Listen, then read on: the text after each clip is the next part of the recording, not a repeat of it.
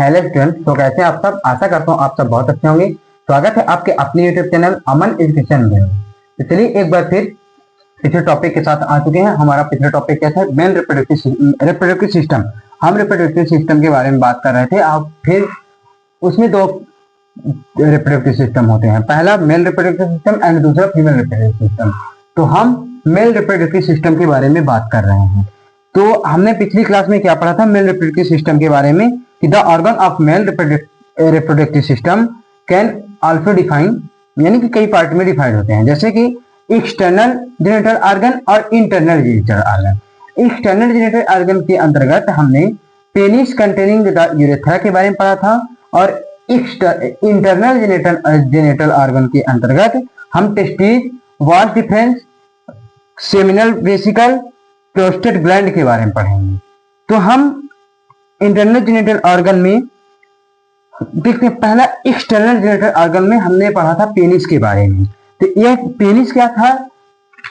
कैपुलेटरी organ है और इसमें यूरेथ्रा का टर्मिनल पार्ट होता है। पेनिस एक कैपुलेटरी ऑर्गन होता है और इसमें यूरेथ्रा का टर्मिनल पार्ट होता है। पार्ट ऑफ पेनिस, पेनिस के कई पार्ट होते हैं, जैसे कि पेनिस 4 तरह का होता है, जैसे कॉर्पोरा कवर्नोसा, यानी कि जो पेनिस की स्किन होती है नीचे अगल बगल स्थित इरेक्टेड टिश्यू से 2 पिलर होते हैं, इरेक्टेड टिश्यू में 2 पिलर होते हैं। और दूसरा था कार्पोरा स्पॉन्जियोसम, यानी कि इसमें यूरेथ्रा होता है और यह कार्पोरा कवर्नोसा के नीचे स्थित होता है। और तीसरा क्या था? ग्लैंड्स पेनिस, यानी कि जो पेनिस का बढ़ा हुआ भाग होता है, जो पेनिस का आगे का भाग होता है, उसे ग्लॉस पेनिस कहते हैं। और फिर पांचवा था प्रोपस, यानी कि जो पेनिस के बढ़े हुए भाग को, यानी कि ग्लैंड्स पेनिस को ढकने की स्किन होती है, एक तरह होती है। अब हम बात करेंगे इंटरनल जेनिटल ऑर्गन के बारे में। तो इंटरनल जेनिटल ऑर्गन में पहला है टेस्टिस। पहला क्या है? टेस्टिस।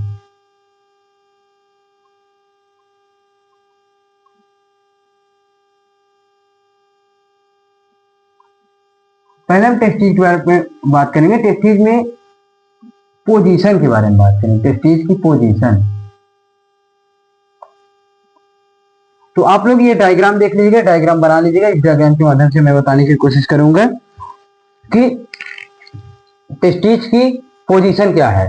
तो देखिए, the testis are the male reproductive organ which produce spermatozoa. Testis से, मेल रिप्रोडक्टिव ऑर्गन में टेस्टिस से स्पर्मेटोजोआ प्रोड्यूस होता है। टेस्टिस 2 ओवल शेप्ड के बॉडीज होते हैं। टेस्टिस जो होता है मेल में, टेस्टिस 2 होते हैं। पेनिस के जस्ट नीचे 2 टेस्टिस स्थित होते हैं। देखिए, टेस्टिस 2 ओवल शेप्ड, यानी कि गोलाकार आकार में 2 स्थित होते हैं, जो स्क्रोटम में प्रत्येक तरफ एक एक करके पड़े होते हैं। जो स्क्रोटम होता है, ऊपर की लेयर होती है, उसमें एक एक, दोनों तरफ एक एक करके पड़े हुए होते हैं। स्क्रोटम दोनों टेस्टिस के लिए एक बैग या पंप पाउच बनाता है।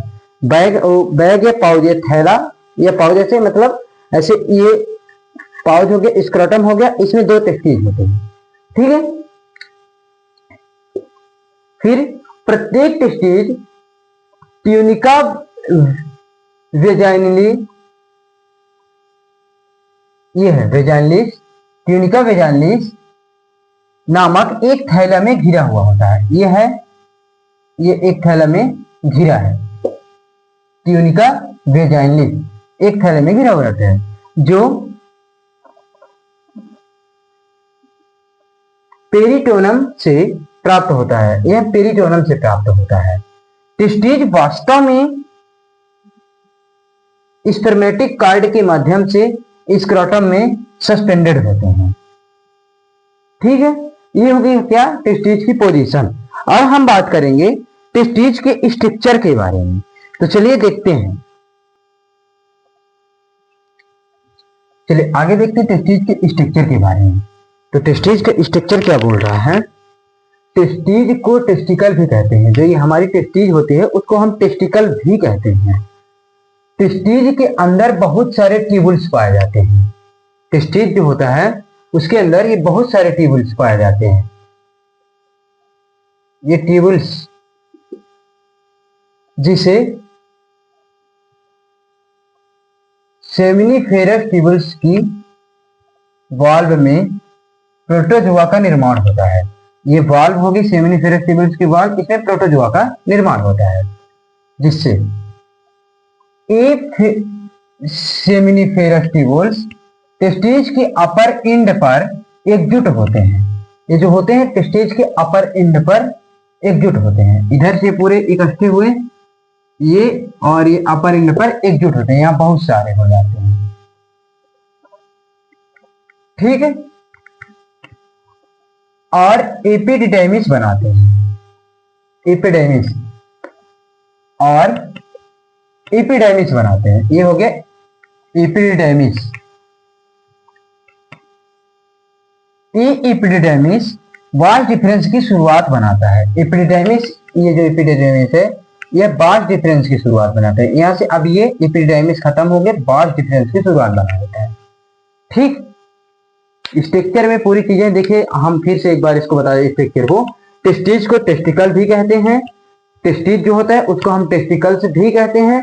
टेस्टिज के अंदर बहुत सारे ट्यूबुल्स पाए जाते हैं, बहुत सारे ट्यूबुल्स टेस्टिज के अंदर पाए जाते हैं, जिसे सेमिनिफेरोसस ट्यूबुल्स कहते हैं। जिसे सेमिनिफेरोसस ट्यूबुल्स कहते हैं।